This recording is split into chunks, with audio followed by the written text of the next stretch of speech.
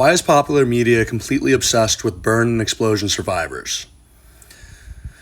Think Darth Vader, Two-Face, Freddy Krueger. Standard media analysis says this is a narrative trope, a visual shortcut for trauma, a fractured psyche, or permanent moral turning point, or a permanent moral turning point. But what if it's not a trope? What if this figure is actually a persistent autonomous archetype forcing its way into our collective consciousnesses because it is a fundamental law of how the universe operates? When you look at the historical and spiritual ledger, a precise dual-vessel pattern emerges. In the Bible, the furnace destroys the physical bonds of the survivors, but reveals a divine specter walking with them.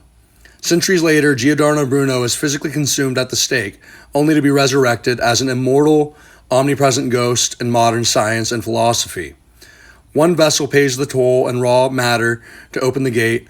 The counterpart survives the fire to carry the payload into reality.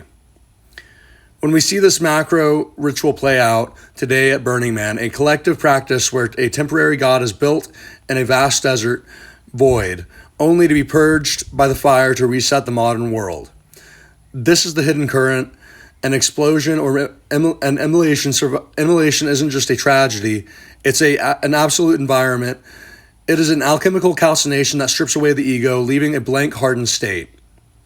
The survivor is a living threshold between order and chaos, life and death. Writers aren't inventing these characters, they are just turning into a signal. The universe isn't creating tropes, it's branding its chosen vessel.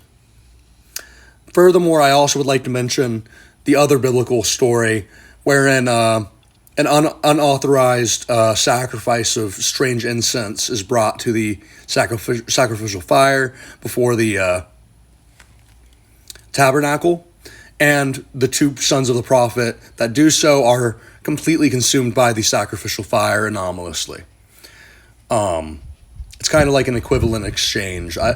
Personally, I'm not sure. It's kind of weird. I feel like Meshach, the name of one of the survivors of the furnace, is a metaphor. It's a name misspelling or like a change of the word Meshach. Very fascinating. Thank you for watching.